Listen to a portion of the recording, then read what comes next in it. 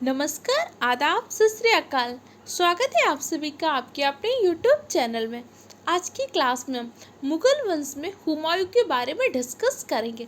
हुमायूं से जुड़े हुए जितने भी इम्पोर्टेंट पॉइंट प्रीवियस ईयर में पूछे गए हैं या पूछे जाने की संभावना है, हर एक पॉइंट को डिस्कस करेंगे। नोट्स बना लीजिएगा अच्छे से। अगर आप यूपी पुलिस की, एसआई की, एसएससी की, जीडी की, आरओ की, वीडियो एग्जाम की, सुपर टेट की या फिर किसी भी एग्जाम की प्रिपरेशन कर रहे हैं, आपके एग्जाम में हिस्ट्री से क्वेश्चन आते हैं, तो क्लास आपके लिए बहुत ही हेल्पफुल होगी। ओके, तो आज की क्लास में हुमायूं के बारे में डिस्कस करते हैं। मुगल वंश की स्थापना की थी बाबर ने। बाबर के 4 पुत्र हुमायूं, कामरान, हिंदाल और अस्करी। जब बाबर की मृत्यु हो जाती है तो बाबर की मृत्यु के पश्चात 29 दिसंबर 1530 को क्या होता है, हुमायूं गद्दी पर बैठता है। हुमायूं गद्दी पर बैठता है और हुमायूं की शासन व्यवस्था 2 पार्ट में चलती है। पहला क्या होता है, 1530 से लेकर 1540 तक कर युद्ध लड़ता है।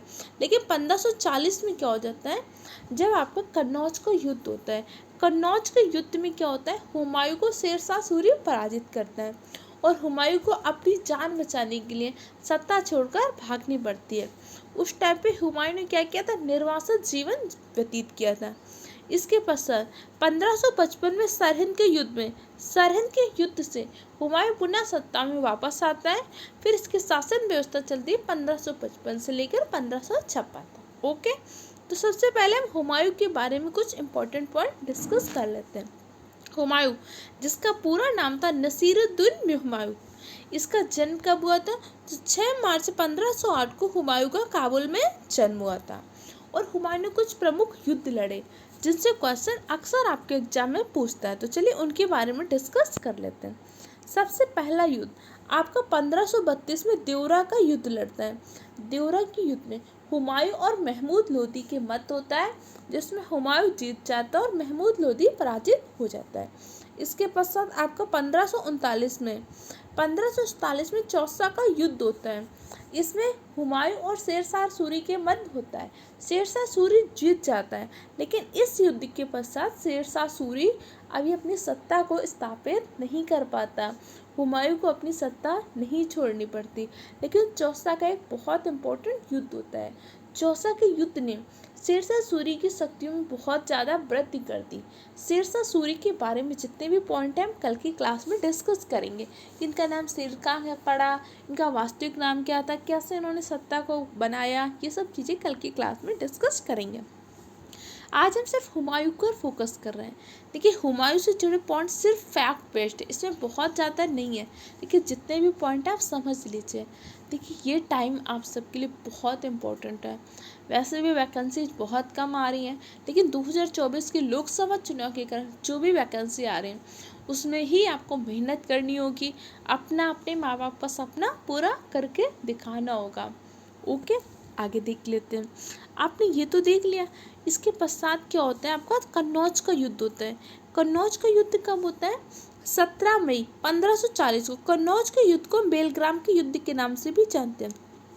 1540 में जो कन्नौज का युद्ध होता है, इस कन्नौज के युद्ध में क्या होता है, शेरशाह सत्ता में आ जाता है। हुमायूं को अपनी जान बचाने के लिए छोड़कर भागना पड़ता है। इसी दौरान हुमायूं क्या करता है, निर्वासित जीवन व्यतीत करता है।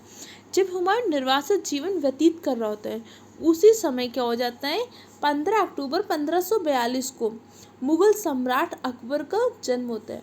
राणा वीरसार के महल में अकबर का जन्म होता है। ओके, इसके अलावा हुमायूं ने क्या किया था, एक नगर की स्थापना की थी। कौन से नगर की स्थापना की थी, 1533 में दीन पनाह नामक नगर की स्थापना कर दी थी। एक्चुअली जब 1532 में देवरा का युद्ध जीत जाता है, तो हुमायूं को लगता है कि भाई युद्ध जीत गए तो हमें कुछ ना इसके यादगार में करना चाहिए। तो उन्होंने दिल्ली के समीप ही दीन पनाह नामक नगर की स्थापना की थी। हुमायूं के बारे में लेनू पेल एक कथन कहते हैं कि हुमायूं को जीवन भर संघर्षों से रहा, वो जीवन भर लड़खड़ाता रहा और लड़खड़ाते लड़खड़ाते ही उसकी मृत्यु हो गई। एक्चुअली हुमायूं के डिसीजन जो थे, एक तो हुमायूं ने क्या कर दिया था, अपने जो राज्य का बंटवारा अपने भाइयों ने कर दिया था। अपने चारों भाइयों में इन्होंने राज्य का बंटवारा कर दिया था, जो एक बहुत बड़ी प्रशासनिक भूल साबित होती है। ठीक है, इसके अलावा क्या हो रहा था, हुमायूं क्या कर रहा था, अपने दुश्मन की शक्तियों को सही रूप से भाप नहीं पा रहा था। जैसे क्या होता है कि चौसा के युद्ध में शेरशाह सूरी इनको पराजित करता है, लेकिन फिर भी क्या करते हैं, शेरशाह सूरी की शक्तियों को भाप नहीं पाते, उनकी शक्तियों का आकलन नहीं कर पाते। इसी का परिणाम होता है कि कन्नौज बेलग्राम के युद्ध में इन्हें अपनी सत्ता छोड़नी पड़ती है। इसके अलावा क्या था, बाबर ने क्या किया था, उस टाइम पे मुगल जो दरबार में जो खर्च हो रहा था, बहुत ज़्यादा मितव्यय हो रहा था, कहीं शाहरुख नामक चांदी का सिक्का बांट रहे थे, और इसने भी क्या किया, उस अपव्यय को रोकने का प्रयास नहीं किया। तो सरकारी खजाने में उतना धन नहीं था, उतनी व्यवस्थाएं नहीं कर पा रहे थे। इसका प्रशासनिक कैसा रहा उसको हम आकर डिस्कस करेंगे। ये मेंस प्रोस्पेक्टिव से इम्पोर्टेंट होता है, आपके लिए नहीं भी होता। ओके, इसके अलावा कुछ और इम्पोर्टेंट पॉइंट डिस्कस कर लेते हैं। जैसे आपका क्या होता है, चौसा का युद्ध कब होता है, इम्पोर्टेंट ही याद रखिएगा। चौसा का युद्ध आपका 1539 में होता है, हुमायूं और शेर खां ये बाद में यही शेरशाह सूरी के नाम से सूर्यवंश की स्थापना करते हैं। 1540 में कन्नौज और बेलग्राम का युद्ध होता है, जिससे हुमायूं को भारत छोड़कर भागना पड़ता है। इसके अलावा 1555 में जो मच्छीवाड़ा या सरहिंद के युद्ध से हुमायूं ने अपना साम्राज्य वापस प्राप्त किया था। यहाँ पे आप 2 पॉइंट याद रखिएगा। क्वेश्चन कई बार क्या करता है, थोड़ा सा घुमा के पूछता है, किस युद्ध के दौरान हुमायूं को अपनी शेरशाह ने सत्ता संभाल ली थी और हुमायूं को सत्ता छोड़कर भागनी पड़ी थी। कन्नौज या बेलग्राम के युद्ध से हुमायूं को क्या हुआ था, पराजित हो गया था और भारत छोड़कर भागना पड़ा था। और सरहिंद के युद्ध से, सरहिंद या मच्छीवाड़ा के युद्ध से हुमायूं ने पुनः सत्ता संभाली थी। हुमायूं ने सत्ता कब से कब तक संभाली थी, पहली सत्ता संभाली थी 1530 से लेकर 1540 तक। इसके पश्चात क्या होता है, 1555 में जब सरहिंद या मच्छीवाड़ा का युद्ध जीत जाता है तो पुनः सत्ता संभालता है 1555 से लेकर 1556 तक। इसके पश्चात क्या हो जाता है, 27 जनवरी 1556 को जो दीनपना नगर है, इसमें एक पुस्तकालय था, शेर मंडल पुस्तकालय, उससे गिरकर हुमायूं की मृत्यु हो जाती है। ठीक है, हुमायूं एक ऐसा व्यक्ति था जो ज्योतिष में बहुत विश्वास करता था। ये सप्ताह के दिन में अलग अलग कपड़े पहनता था ज्योतिष के अकॉर्डिंग, जैसे संडे को कुछ और पहन रहा है, मंडे को कुछ और पहन रहा है। बहुत ज़्यादा मुगल वंश का एक ऐसा शासक था जो बहुत ज़्यादा ज्योतिष में विश्वास करता था। ओके, इसके अलावा अगर आपसे पूछेगा कि हुमायूं जब बाबर की मृत्यु हुई थी तब हुमायूं कहाँ का सूबेदार था, तो उस टाइम पे हुमायूं क्या बदख्शा का सूबेदार था। इंपॉर्टेंट पॉइंट है, याद कर लीजिए। एक्चुअली मैं कोई भी छोटा सा भी पॉइंट छोड़ना नहीं चाहती, क्योंकि अगर आप इसको पढ़ रहे हैं तो अच्छे से सब कुछ पढ़ लीजिए। हुमायूं ने अपना पहला आक्रमण कब किया था, शासन में आने से पहले पहला आक्रमण किया था कलिंजर के शासक रुद्रदेव के खिलाफ। इसके अलावा हुमायूं क्या करता है, चुनार के किले में 1532 में क्या हो जाता है, इनका चौसा का युद्ध जब होता है तब इनका शेरशाह सूरी से समझौता हो जाता है। उस टाइम पे शेरशाह सूरी को अपने पुत्र कुतुब खां को मुगल सेना के साथ भेजना भी पड़ता है, लेकिन उसी समय शेरशाह सूरी क्या करता है, अपनी सत्ता को और एकत्र करता है, अपनी शक्तियों में वृद्धि करने का प्रयास करता है। जबकि हुमायूं ने क्या कर लिया, हुमायूं ने समझा कि अब ऐसा करते हैं कि चौसा के युद्ध के बाद शेरशाह सूरी को नज़रअंदाज कर दिया।